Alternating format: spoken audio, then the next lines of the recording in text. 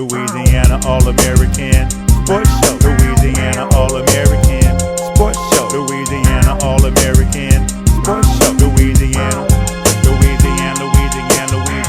All American Sports Show. Louisiana All American Sports Show. Louisiana All American Sports Show. Louisiana. If the sports you wanna talk about, then listen to the hottest show that's coming out the South.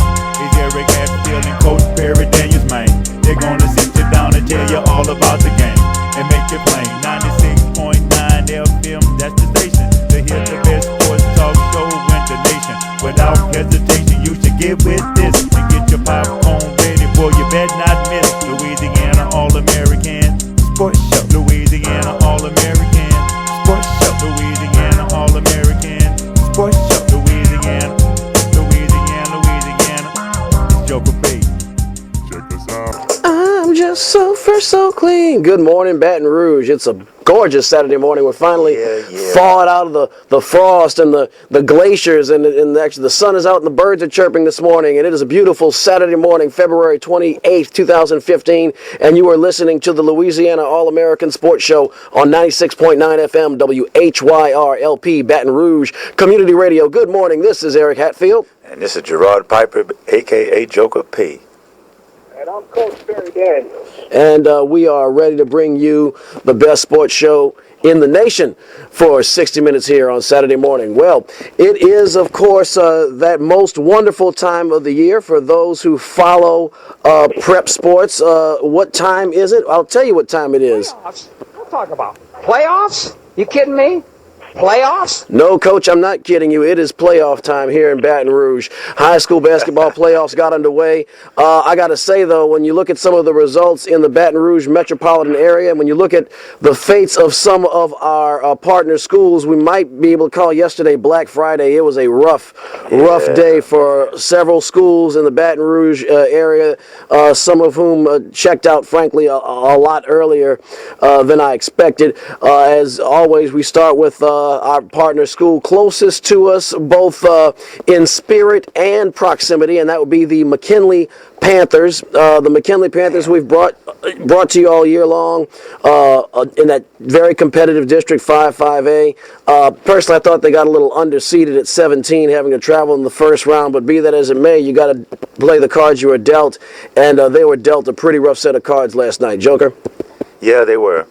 They come up a little short last night, but as expected, I want to give my hats off to Coach Dotson, because in the later part of the year, McKinley really started to turn things around with the play of Keon Brown and Kyle Woods. Kyle Woods stepped up and became the leader of that team. Him and Keon Brown, both are seniors, and they took the lead. And hey, they come up a little short last night.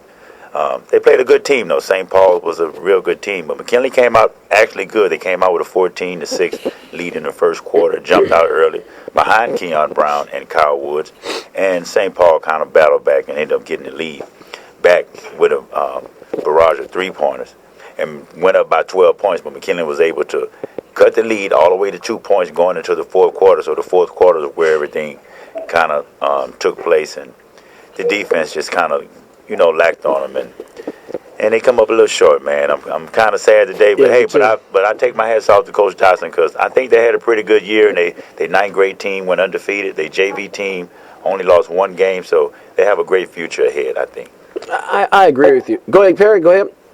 Well, I was just going to say, that's good to hear that you feel that way, because, we talked about this briefly last week. That the McKinley fan base is so impatient that we're not quite sure how long a period of time are they going to give Coach Dotson and his staff. Right. They just ran away the former LSU point guard. Right. What's his name?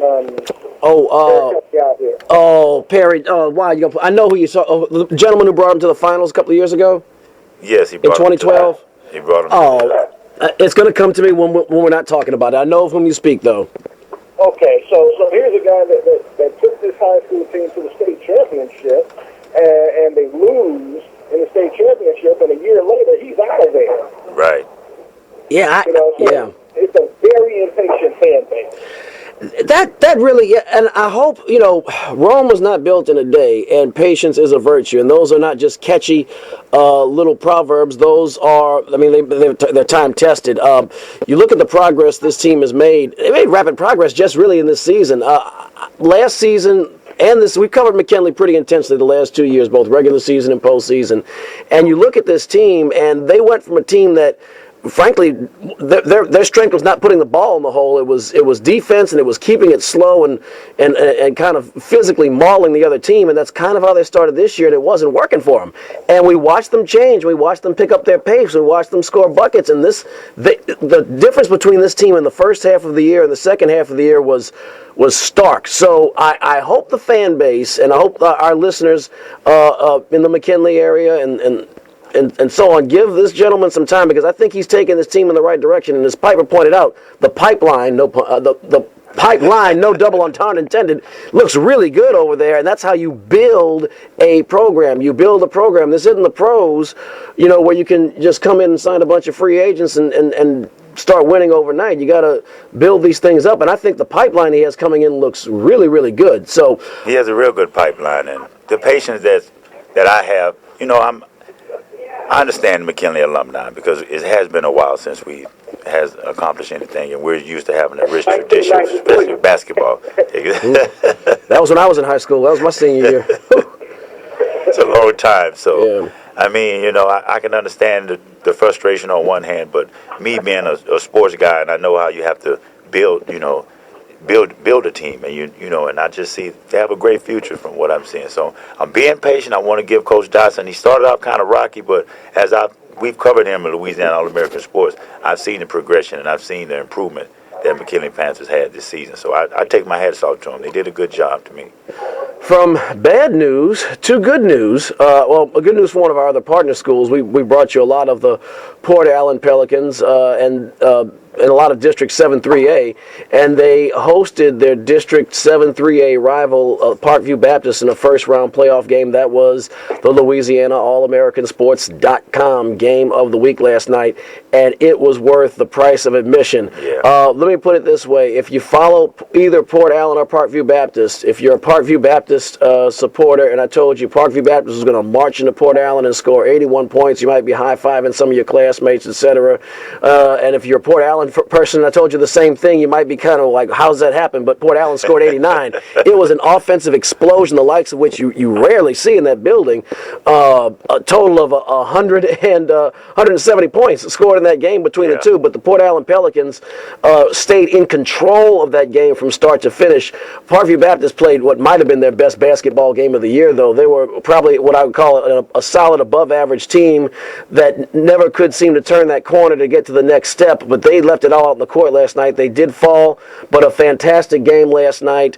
Coach Ricard must have done his scouting, because he changed up his game plan. I mean, they were running gun. They were fast. They were kind of bend but don't break on defense. That's a little different than his normal philosophy, but it worked, because that team was never in danger really of losing the lead in that game, Piper. Not at all. Port Allen came out and they played their type of game, and that's where I think Parkview Baptist fell into the trap, because they started to speed the game up, which favored the Port Allen Pelicans. And Telson Allen was just unstoppable. He had 4 or 5 3-point baskets conversion just in the first quarter alone. He scored like the first 9 or 11 points for the Port Allen Pelicans. Now, I got to give it to Parkview Baptist. They came out and matched the intensity when the game first started out. Tyler Lomax, their point guard, he was able to get in the lane anytime that he wanted to. He was the only bright he was the bright spot for their Absolutely. team. And so they matched him at first, but I was telling as we was watching the game, I was saying then, I say they're falling into Port Allen's trap. If I was that team, I would have slowed the game down and, played more of a possession type of game, which he tried to change up a little bit, and they had a little bit of success, but they could never get over that 8-point deficit. They'll maybe cut it to 6, and then here comes Port Allen again with a big 3-point shot. So Port Allen met all of the challenges, and they played a perfect game. They had, they got contributions from everybody, from Ishmael Lane, the big man in the middle. They had Telson Allen scoring on the wing. Then they had Nigel Allen, the guard, bringing the ball up with the nice floaters and everything. So the defense was kind of loose on both ends. Man, we've seen so many layups. Yeah. And I'm like, playoffs? Yeah. No free baskets, But we saw a lot of that last night, but actually it favored the Port Allen Pelicans. So I'm looking forward. Port Allen is a team that, frankly, a lot of folks expect to contend for a title. Now, last year they got rubbed out in the second round. They have to travel this week. We had a chance to speak with Coach Ricard. I have high expectations of this team. I know he has high expectations. I think last year, by any standard, was a letdown. We'll see if this year is going to be different. But Joker caught up to Coach Ricard. This is what he had to say.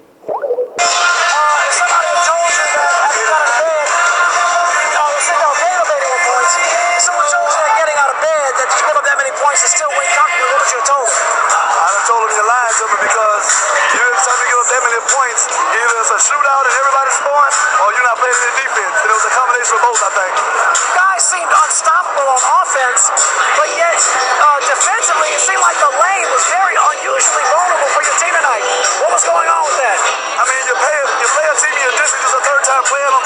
There's not too many secrets we have that they don't know about. I mean, they spread us out trying to drive around us. They have great shooters, so you can't really help. And if the man gets beat, it's going to be wide open lane. So, just pick your poison. The second round opponent going to be? The winner out of Parksville and Downsville. All righty. And under what scenario would you be at home? We're traveling on two. Okay. Fantastic. Thank you, Coach. You're welcome. Also here with Chelson Allen, the Spark Plug. Chelson, you exploded in that first quarter, and really, if you look at it, that was the difference in the game. Parkview Baptist was able to match you guys most of the rest of the way, but your effort in the first quarter really got your team ahead early. Tell us about that.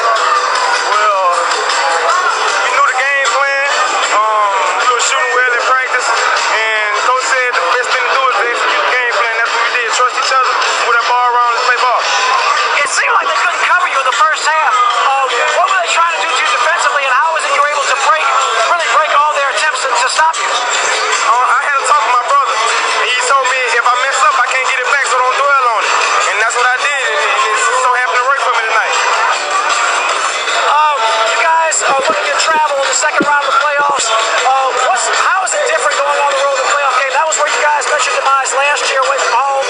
What's going to be different this year? I have a lot more experience, 4 years. I mean, I went on playoffs 3 years in a row, so I went on the road 3 years in a row. And I'm ready. I just can't be defeated. I got to tell my team the same thing. We got to win every week. Nelson, best of luck in the playoffs. Thank you. That was Chelson Allen, a.k.a. the Spark Plug. That is a very, very gifted young man, and yes. And I'll tell you what, to my knowledge, as I understand, he still has not made any, been extended any basketball scholarships, as I understand. If you are a mid-major coach or a local coach and you're looking for somebody with a lot of energy, look at this young man's game film. This kid is could be an asset to your team. Yes. So all that being said, Port Allen moves on to the second round. Other high school action in the Baton Rouge metropolitan area. It was a really, actually in Louisiana in general, kind of a strange weekend. Brother Martin in New Orleans defeated Como. Broadmoor fell to West Jeff, 71-58. Zachary got rubbed out by Ouachita Parish, 79-68. As we mentioned, Catholic fell to Ruston, 42-41. It was really Black Friday last night in the Baton Rouge area. A lot of dominoes fell. This was the shocking result in the playoffs. Number 4, St. Aug out of New Orleans. Of course, they were in the state semifinals last year, losing to Scotlandville. Well, that will not be happening again this year. They fell to 29th seeded Caring Crow, 56-53 last night in a stunning first-round upset. St. Aug, their season is done. Scotlandville's season is not done. They left little pieces of Hanville all over their gym, 87-28. Other action, Parkway, minor upset over Central Lafourche, 62-55. And Denham Springs nipped East St. John, and also it was a minor upset, 75-72. And Mandeville defeated Jesuit, 61-46. In class, yes, sir. I see that the production teams are rendering great value. We were only going to cover the Baton Rouge area teams and I'll run through the scores. I thought that's what we would agree upon. Oh, most definitely. And it was and actually, you know, I had the scores right here with Madison Prep, man. Madison Prep killed St. Mary last night. That was 107-45. And of course, we covered University Lab. They won 69, number 1 ranked team in the playoffs. They won 69-42. Southern Lab won last night. Actually, they did a good job. They won 74-46 against Varnado. And so in the next pairing is going to be Madison Prep against number 17 ranked Tensar. And Scotlandville, I thought did an awesome job. The third seed, they came out and beat Hahnville 87-28. And so in the second round of that seeding, we was talking about Port Allen earlier. They are going to play Donaldsonville in the second round because Donaldsonville won, and they're number 25 seeds. Should be a really good basketball game. Donaldsonville and Port Allen should be a really good game, and the winner is awarded with a competition against the number one team, Lehigh Cubs. Wow, really? Well, and that's taken for granted that Lehigh is going to win their second round matchup. I feel pretty confident in that prediction, Coach. They're playing Madison.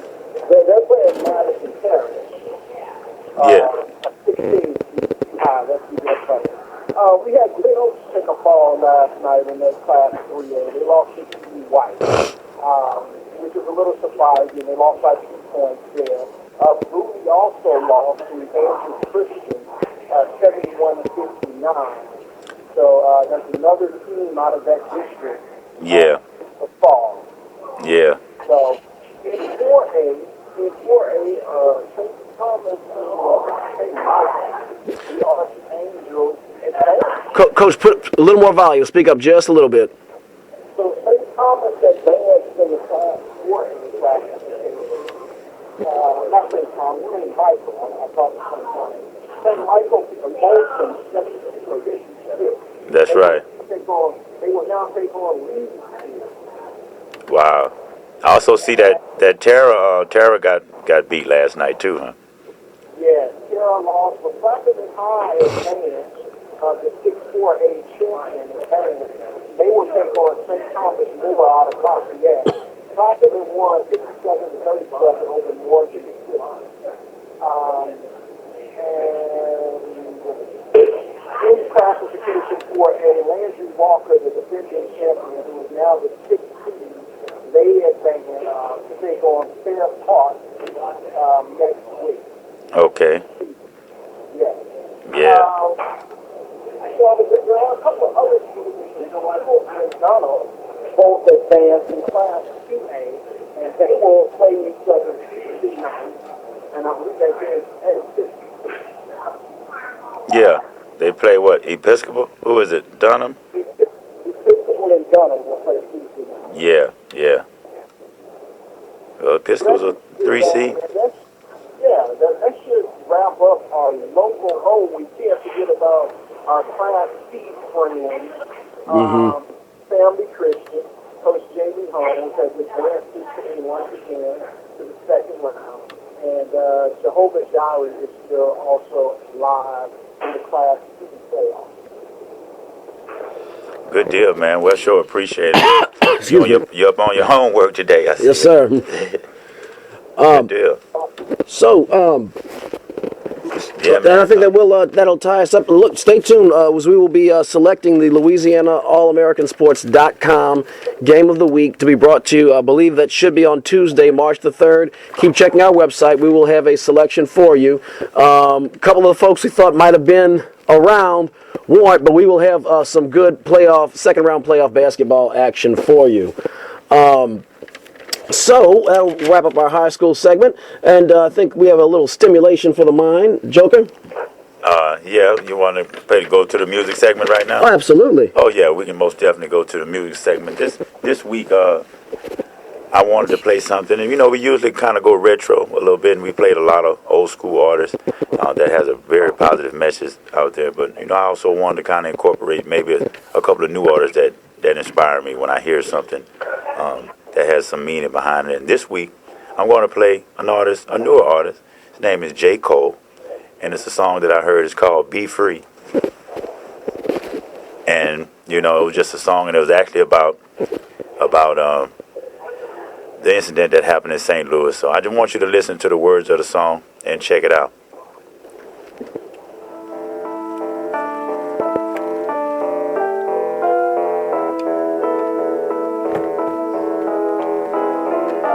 And I'm in denial.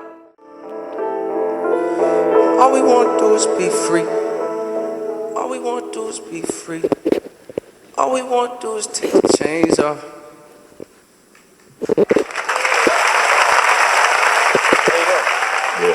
Yeah. Don't just stand around. Ooh, boy, that was You like that? yeah, that was powerful stuff, man. That was strong stuff. Yeah, man, and I got inspired by that song. Actually, the original version, at the end of the song, he actually plays the interview. A lot of people don't talk about it. It was another guy that was with Mike Brown when Mike Brown got shot. It was two of them. And it was a guy and he explains what happened from what he said. He said he was walking and they stopped him, and the guy pulled the gun straight out and told him to stop, and he ejected away from him and he shot, and they both took out running. And he said that I ran and went and got up under a car, and Mike Brown told me to get up under a car, so I went up under a car, and Mike Brown kept running, and the officer kept shooting. And then he said once his friend got shot again, he turned around because he knew he was shot, and he said he started walking towards him, and the cop just kept shooting when he tried to get on the ground. So, but that song inspired me. You have to really listen to the original version, but great song right there. Yeah, I liked it a lot. That was powerful, man. That was. I hadn't heard that one before. I mean, I like J. Cole. I like his music. Great singer. Great selection, man. So, moving from the Sublime back to the world of sports. We have some basketball going on. Southern University Jaguars, like I think a lot of us in the studio thought was possible last week. They had a split. They defeated Alabama A&M at home pretty handily. Played Alabama State, best team in the SWAC, and Alabama State showed why. They defeated the Jaguars. Very close game. It was 56-54. That is probably going to bump Southern out of any shot at the SWAC title. They're a game and a half back. They're not mathematically eliminated, but they have a really tough road ahead. And Texas Southern and Alabama State don't appear to be slow. Both of those schools don't appear to be slowing down. Maybe one could slip. Very unlikely that both could. But the Jags will pick up the pieces today at the F.G. Clark Activity Center for the third game in a 3-game homestand. They will play Alcorn State coming on in, visiting the Jags. Alcorn State out of Mississippi. That game will be at 5:30 p.m. today on WYNK 97.7 FM. This is a game that I expect the Jaguars to be able to win pretty handily. Prairie View, excuse me, Alcorn. Alcorn State has really struggled to get traction against any of their SWAC opponents this year. They're 4-11 in the conference. They're one of those schools that a lot like Mississippi Valley State, where I don't know that one of our fine high school teams might not be competitive against them. They really that should not be a tough contest. But coming up down the road for the Jaguars are going to be 2 games that'll make them or break them. On Thursday, they have Prairie View A&M at Prairie View, and they have Texas Southern on next Saturday, and that's really going to decide the SWAC. Joker, Perry? Well, actually, I think that the SWAC will be decided today, but it won't be decided in Baton Rouge. Really? Texas Southern and Alabama State play today. And the winner of that game is more than likely going to be the SWAC champion. I think that's probably our de facto Southwestern Athletic Conference regular season championship game going on today. For what it's worth, I do expect Southern to win today against Alcorn State. I think they're going to have some trouble traveling to Prairie View. I think Prairie View is going to be lying in wait and licking their chops for the Southern Jaguars and waiting to avenge their earlier loss this year in January to the Jags. I think they're going to get a season split before playing Texas Southern next week. Joker? Yeah, well, I concur with you guys. I think that, they're number 3 now in the SWAC, behind Alabama State and Texas Southern. They're a game and a half, statistically behind. So, but I think they're actually going to win today, of course. I mean, this game here, Alcorn State is only 4-11, 5-22 overall. So this should be an easy game for them. Probably help boost their confidence when they have to go to Prairie View. So I'm looking at a split. I think Southern is as well. And the great season pull off the upset at Texas Southern once they get here next Saturday. To me, it has to be against Alabama State. Everybody picks to win this right basketball tournament.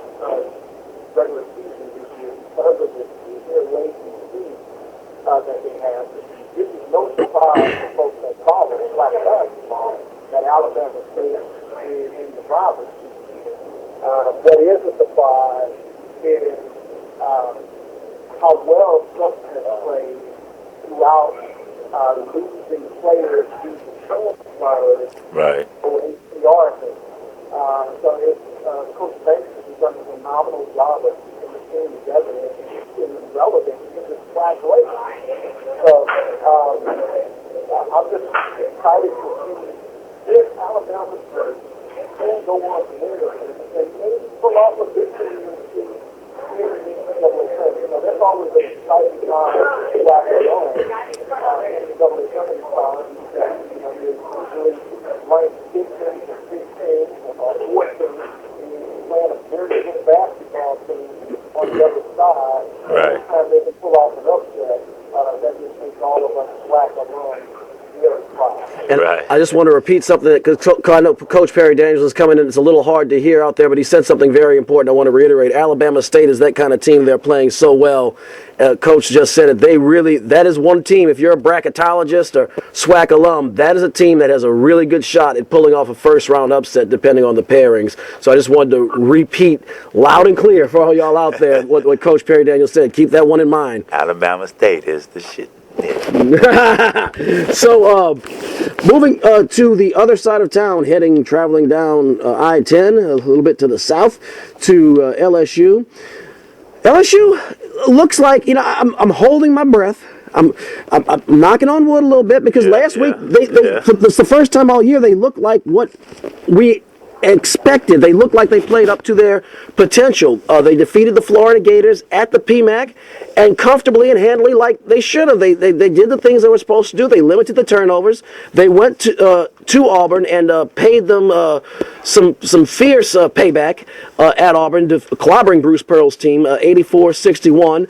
That was what that kind of play that we've seen the last couple of weeks where they win the matches that they should win, when they get the 50-50 balls, when they don't turn the ball over a lot, when they make the high percentage shots. Right. That's what we've been expecting to see. And they strung it together for 2 games. So I'm holding my breath again. 1 o'clock at the PMAC. Ole Miss, hidey-tidy.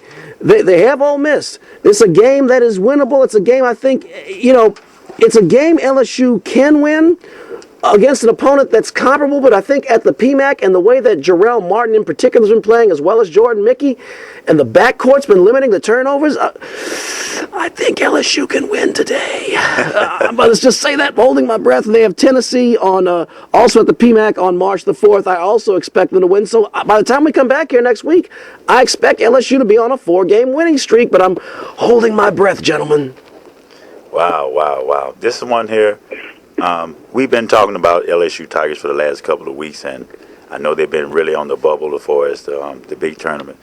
I actually am going to predict today, and I think that this team will make it to the NCAA tournament. Ooh, say That's that. a bold statement. Put me out there, put my head out on the chopping block.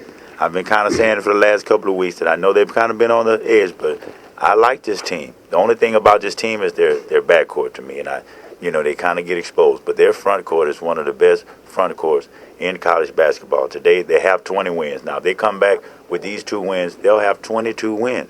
That's pretty good to me.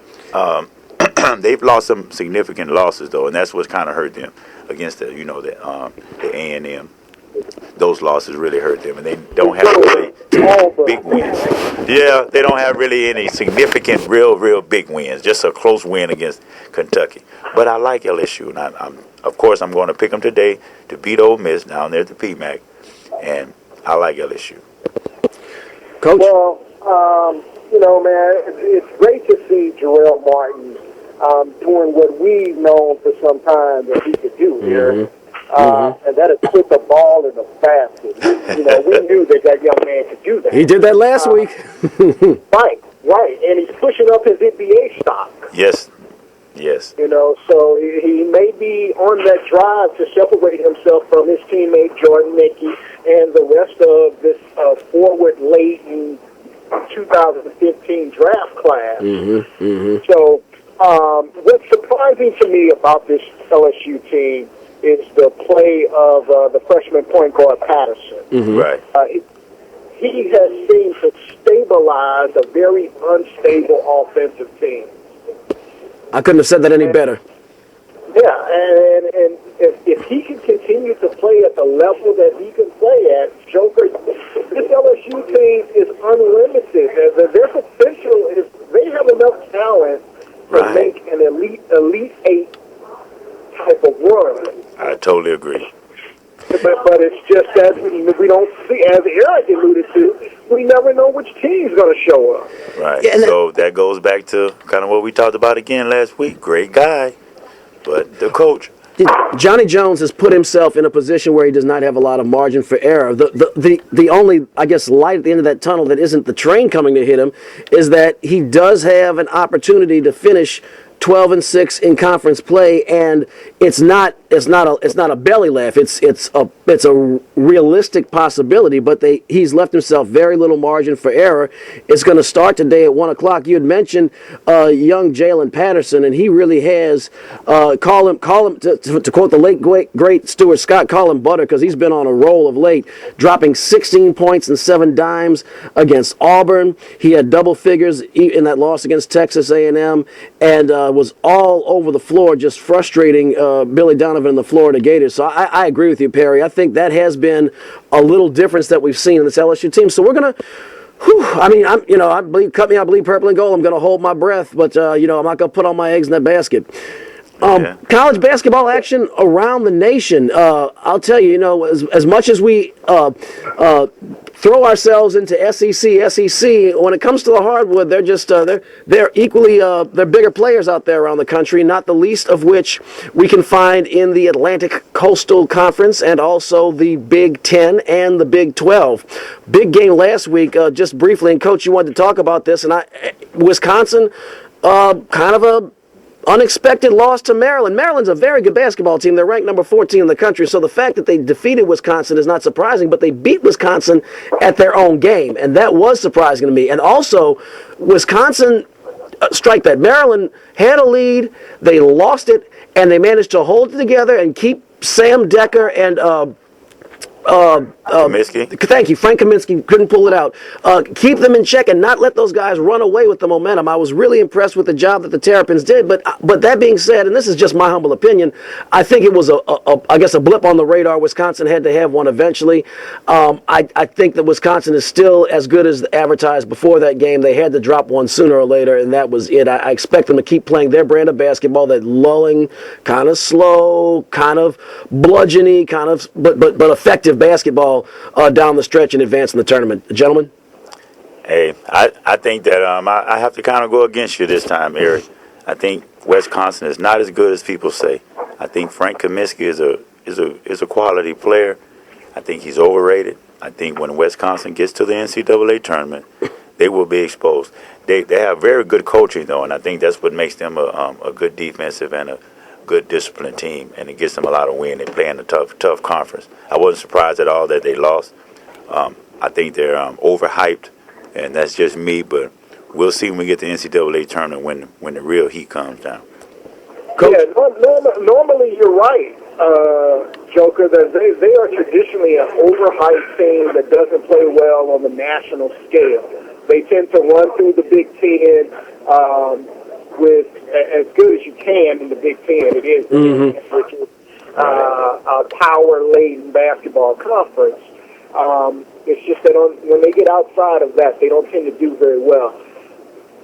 Yeah, well, they played number 5 Michigan State Sunday, so that's going to be a little test for him, even though Izzo don't have his team in the top 5 or 10 like he used to, but he's always been a defensive-minded coach. So it could be a great coaching matchup, man. Bo Ryan versus Tom Izzo. That's going to be a match of X's and O's. That's going to be SpaghettiOs, man. Here's my question to you, too, though. Where do you see this Wisconsin team ranked? Are they a 3 seed? Are they a 2 seed? Are they a 4? I'm thinking, Perry, if Wisconsin does not have any more slip-ups, and Michigan State is certainly has the mop and glow on the floor, I'm thinking a 2 seed. I'm thinking a 2 seed with that team. I kind of jumped on their bandwagon. I guess kind of correctly last year. They were very Jekyll and Hyde last year, advanced to the Final Four. This year they've been very consistent, but I think they're basically the same team. They're very efficient, but not very spectacular. Right. I do see them as a 2 seed. I think they have potential to advance. I think they have a shot to go back to the Final Four, but I don't see them, cutting down the nets. But I think 2 seed is realistic. That's just my gut feeling. Okay. Okay. Yeah, I agree with that too. See, we got some more games that was going to be on the schedule too. The Northern Iowa. Man, Wichita and Wichita State, that is going to be that. I'll tell you what. When Coach Perry Daniels kind of dropped that one on the agenda last week, I knew that Northern Iowa was a quality team and they were building up. I did not realize they were ranked number 10 at that time in the country. This is going to be. I mean, that one really snuck up on me. I think it's going to be a great basketball game. I'm really looking forward to it. Northern Iowa and Wichita State, in some ways, are very similar and in some ways are very different. The UNI Panthers, they are a team that they are not spectacular, but they're very efficient, very disciplined, very fundamentally sound. Northern Iowa likes to basically beat you big, and Wichita State likes to beat you quick. Both teams have outstanding players on their team, but they do things in different ways. The Wichita State Shockers are a team that will steal. They will run fast. They will beat you with guard play.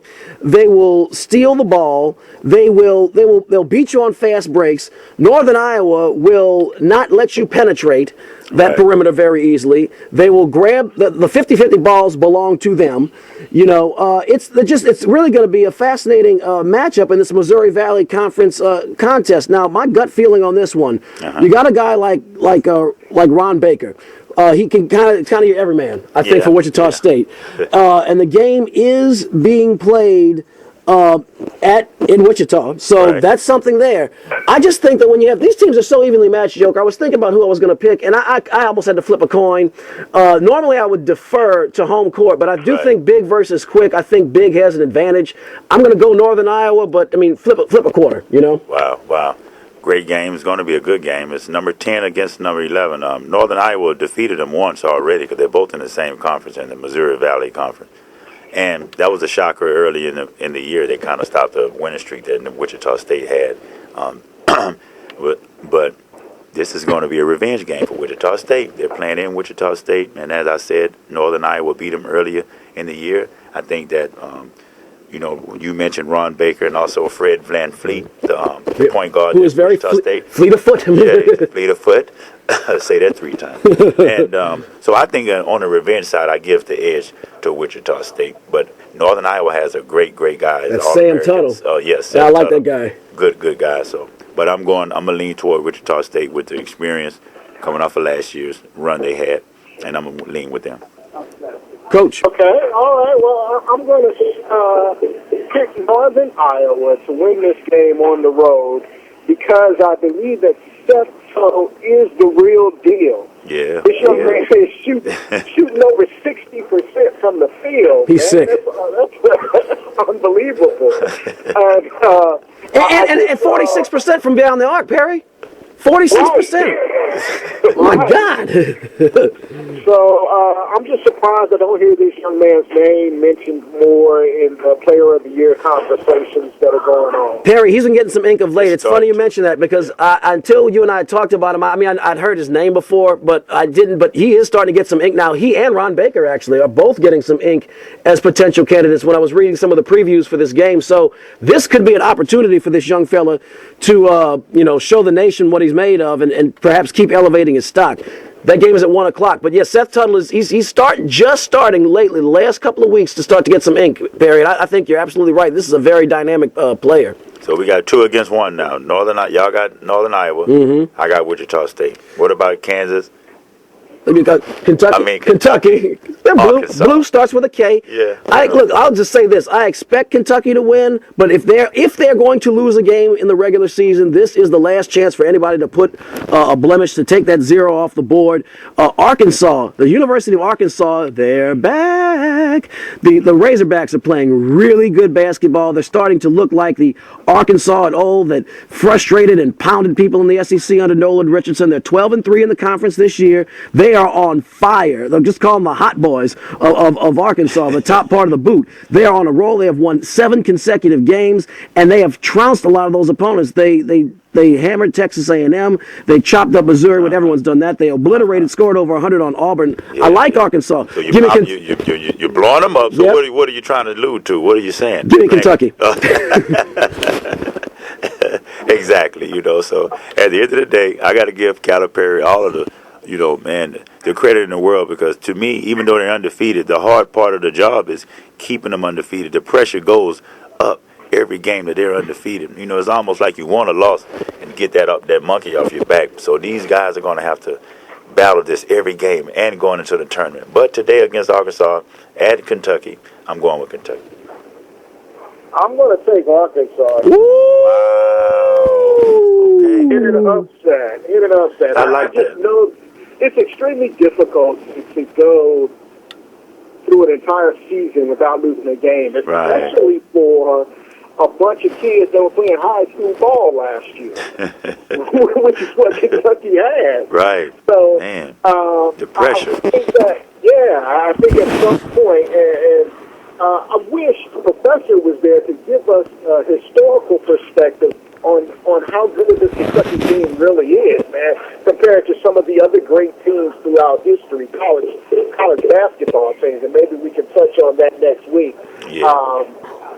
But they are a phenomenal basketball team, and if they don't lose to Arkansas, then I really think it's going to be tough for them to win the national championship. I don't think they're going to be able to go the entire season without a loss. And you don't want your first loss to come at tournament time. Yeah, because that'll be your first and last loss. You want to do the New England Patriot. You don't want to do that. That's, man. Coach Perry Daniels is picking the Razorbacks in Kentucky.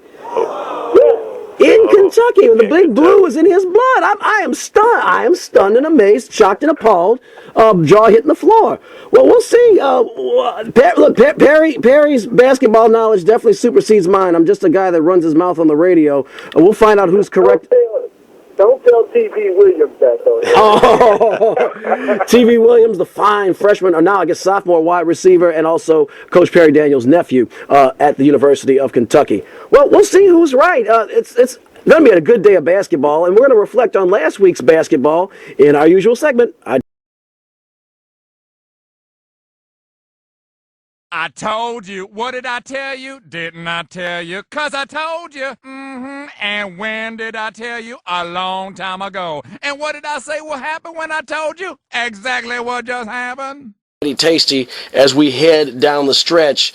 Southern has the following two games coming up that we'll discuss a little bit next week. They have Alabama A&M.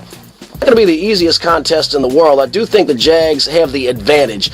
I think they should beat Alabama A&M. They're playing that game at the F.G. Clark Activity Center.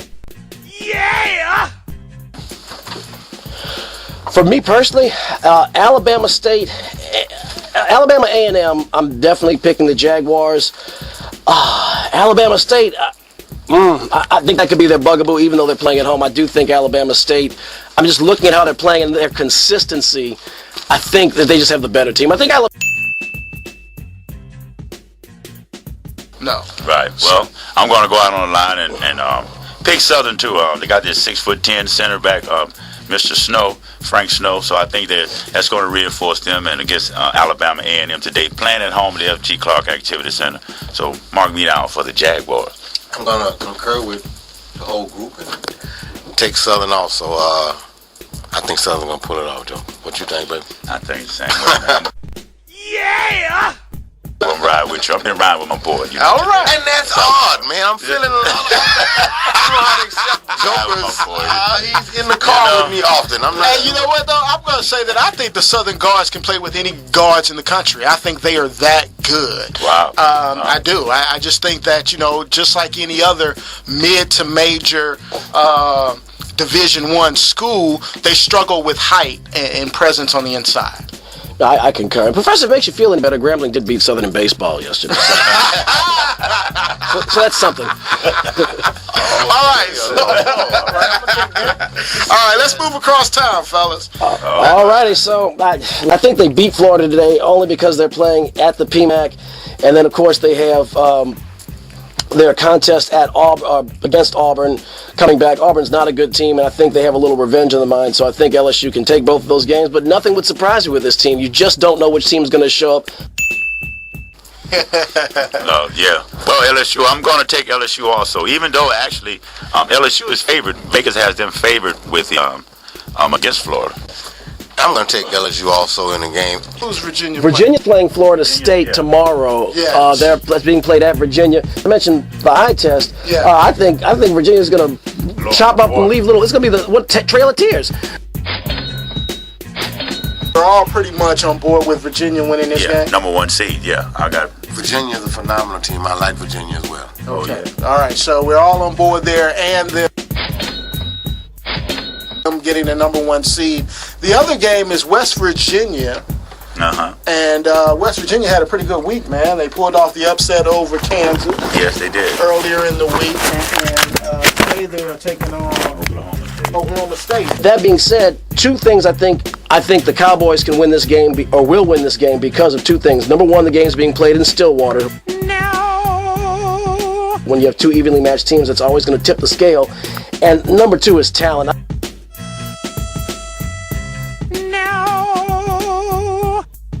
I'm going to go to Oklahoma State too, man.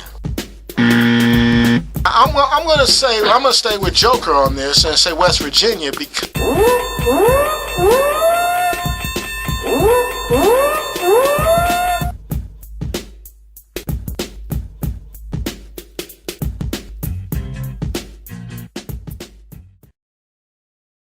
I got it made.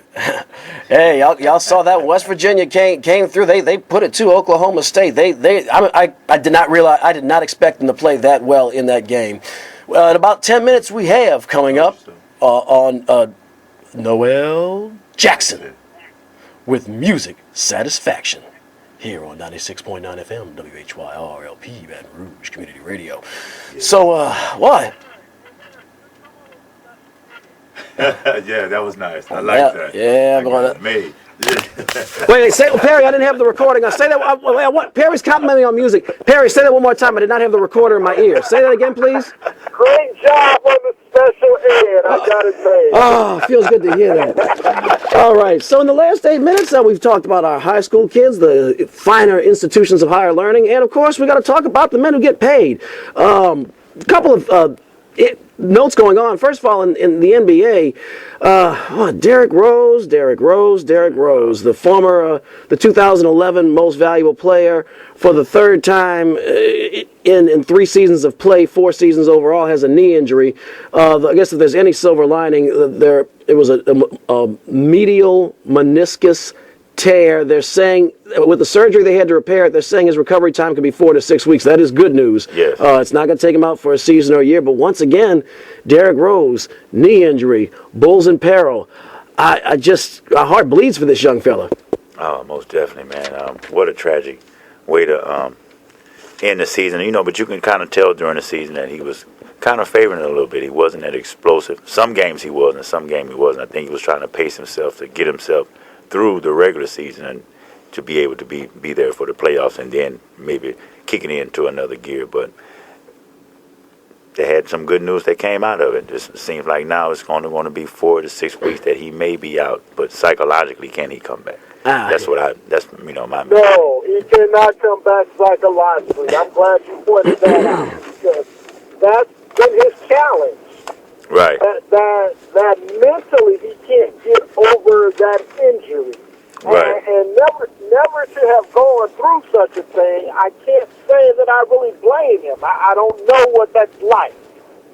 Right. I can't imagine. And being able to have to go through that rehab again on the same knee, and getting you, working out and running and messing with the knee. And I bet that has to be, real grueling, man, on the psyche. And then also, I guess in an equally cruel twist of fate for the Bulls is that, that injury, I think, inadvertently punched the Cleveland Cavaliers' ticket to the NBA Finals, I think. If you look at how, I think the Bulls, if you look at the way these teams are playing, as good as Atlanta and Toronto have as record-wise, when you look at the talent on the floor and the way the Cavaliers have finally pulled it together, the way they're playing basketball, Chicago, with Derrick Rose playing the way he was playing before this injury, I thought was the only team that really had a shot to stop them. I think the King is on his way again. I think they're looking good. He's going to get his frequent flyer miles punched for the NBA Finals this year after that. They're looking real good. It kind of reminds me of Brandon Roy. Great talent. Good call. Only played maybe like 6 years and just had knee problems. And, he couldn't get over it. Derrick Rose, explosive player, man. One of the most explosive players in the league at the point guard position. Him and probably Russell Westbrook, the most athletic point guards in the game. And so for that to happen, but we'll see. I don't want to hold my head down too much on it. I also wanted to mention this, Perry, especially since T wasn't here. He usually give us, the history class. And this is the last day of Black History Month. I want to give a shout out to Earl Lloyd, who passed away. He was the first African American NBA player. And also want to give a shout out and RIP to Anthony Mason. He passed away this morning from congestive heart failure. And wanted to acknowledge those guys. Actually, Earl Lloyd was the first African American player in the NBA. He was an NBA champion and later a Hall of Famer. He made his debut in the NBA in 1950, and he helped the Syracuse Nationals win the 1955 NBA title. And he also became the first assistant black head coach with the Detroit Pistons in 1968. And it's funny. These things always come in threes, right? You had Anthony Mason today, and we knew he was sick for a couple of weeks, but we had him. He passed away today, right? We had Earl Lloyd, who passed away yesterday, and then Jerome Kersey with those great Portland Trailblazers teams in the early 1990s. He passed away earlier this month. So the basketball world has been just dealt a punch in the chest this weekend. I hope there are no other losses anytime in the near future, because 3 is enough. Yeah. Well, and what's interesting is before Jerome Kersey, who died at 52. Correct. Anthony Mason was 48. Correct. You had Kevin Duckworth. That's right. A couple of years ago. Wow. That's right. A few years ago, Duckworth died. Who was early 50s, late 40s. Yeah. So, it makes you wonder, what's going on? Is there a connection or something? Right. That are tying these young deaths to these tremendous athletes. Right. Yes, they're tremendous athletes. Right. And then they all seem to be around the heart. Exactly. Right, exactly. And the thing is that, Perry, I'm glad you brought that up, because unlike football, we always hear, the average football player lives 10 years less than whatever it is. Well, yeah, because you're getting the snot beaten out of you every week for God knows how many years. That makes sense to everybody, But these basketball players, you think their cardiovascular systems are great because they're running and running and running and running and running. And they're lean and athletic, and their bodies are just the best of any athletes. And it's just head-scratching. Now, I know with Jerome Kersey, it was kind of a fluke. He had knee surgery, and apparently a clot developed in his leg and traveled up to his lung. They didn't catch it, and he passed. So while it was blood clot, it was there was a surgical procedure there. That's kind of a fluky thing. But the other two, they were related to your blood and the heart, and it's just, you would think that playing basketball as a career would be the best thing for the ticker, right? But hey, things happen. I wanted to touch on too before we leave today.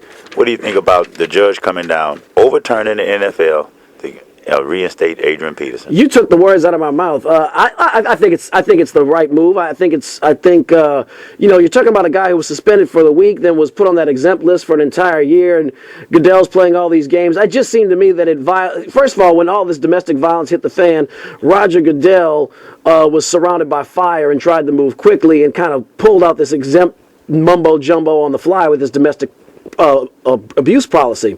So Peterson sat out the whole year. I think it was the right move by the judge. I think, come on. It doesn't seem consistent with the CBA, and I think somebody had to bring the hammer down, and I think it was the right move. I think so, too. The NFL is, man, I don't know. It just seemed like this year they're starting to show a little sleaziness. The way I see how they're trying to do Dez Bryant now, they seem that when contract negotiations come, they come up with all these stories like they did to Deshaun Jackson. And it just seemed like the NFL now with Goodell is just showing a little sleaziness to me, and Here's the crux of the problem. The sleaziness has always been there. You're talking about a league that deliberately hid custom research for years. They knew. So what has evolved, Joker, is our awareness. Right. Because we have this social media, the 24-hour news cycles. The truth is becoming more prevalent. Right. So that's the only thing that has changed. The NFL is still operating the way that it has always operated. They are a sleazy organization. I'll tell you, as Chris Rock would say, behind every great fortune, there's a great crime. And I'll tell you, I'm going to take a Perry Daniels-esque kind of stance with this Des Bryant thing, kind of like Perry did with the Clippers last year with Donald Sterling, and he refused to talk about it. I am not even going to acknowledge this Des Bryant innuendo until I see something. Because I'm hearing a lot of whispers, and I'm seeing nothing of substance. And I'm not, after that DeJean Jackson bull jive, I'm not even going to, from this point forward, not going to acknowledge anything until I see something of substance. Show Mike Missouri, show me. Right. So here's the crux of the problem. 20 seconds. We need to get out of this model, this ownership, players working for owners model. The teams need to belong to the cities in which they reside. That's right, the people. So with power to the people. With 10 seconds to go, as we always say. ADT, JNS, love you. Love you. Goodbye, Ash. Holla at you. Have a good afternoon. Hail to the king and lots of love. May he protect us from the evil. Hail to the king, lots of love. May he protect us